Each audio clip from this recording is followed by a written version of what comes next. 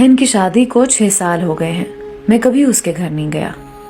ईद शब रात कभी भी अब्बू या अम्मी जाते हैं। मेरी बीवी एक दिन मुझे कहने लगी, आपकी बहन जब भी आती है उसके बच्चे घर का हाल बिगाड़ कर रख देते हैं, खर्च डबल हो जाता है। और तुम्हारी माँ हमसे छुप छुपा कर कभी उसको साबुन की पेटी देती है, कभी कपड़े, कभी सर्फ के डब्बे, और कभी कभी तो चावल का थैला भर देती है। अपनी माँ को बोलो ये हमारा घर है, कोई खैरात सेंटर नहीं। मुझे बहुत गुस्सा आया। मैं मुश्किल से खर्च पूरा कर रहा हूँ और माँ सब कुछ बहन को दे देती है। बहन एक दिन घर आई हुई थी। उसके बेटे ने टीवी का रिमोट तोड़ दिया। मैं माँ से गुस्से में कह रहा था, माँ बहन को बोलो यहाँ ईद पे आया करे बस, और ये जो आप साबुन, सर्फ और चावल का थैला भर कर देती है ना, इसको बंद करें सब। माँ चुप रही, लेकिन बहन ने सारी बातें सुन ली थी। मेरी बहन कुछ ना बोली। 4 बज रहे थे। अपने बच्चों को तैयार किया और कहने लगी, भाई मुझे बस स्टॉप तक छोड़ाओ।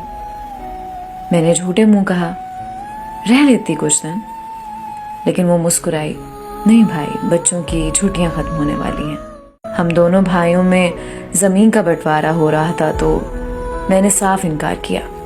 भाई, मैं अपनी जमीन से बहन को हिस्सा नहीं दूंगा। बहन सामने बैठी थी, वो खामोश थी, कुछ ना बोली। माँ ने कहा, बेटी का भी हक बनता है, लेकिन मैंने गाली देकर कहा, कुछ भी हो जाए मैं बहन को हिस्सा नहीं दूंगा। मेरी बीवी भी बहन को बुरा भला कहने लगी और वो बेचारी खामोश थी। बड़ा भाई अलहदा हो गया कुछ वक्त के बाद और मेरे बड़े बेटे को टीबी हो गई। मेरे पास उसका इलाज करवाने के लिए पैसे नहीं थे। मैं बहुत परेशान था। कर्ज भी ले लिया था, 1 लाख रुपया। भूख सर पर थी। मैं बहुत परेशान था। कमरे में अकेला बैठा था, शायद रो रहा था अपने हालात पे। उस वक्त वही बहन घर आ गई। मैंने गुस्से से बोला, अब ये आ गई है मनहूस।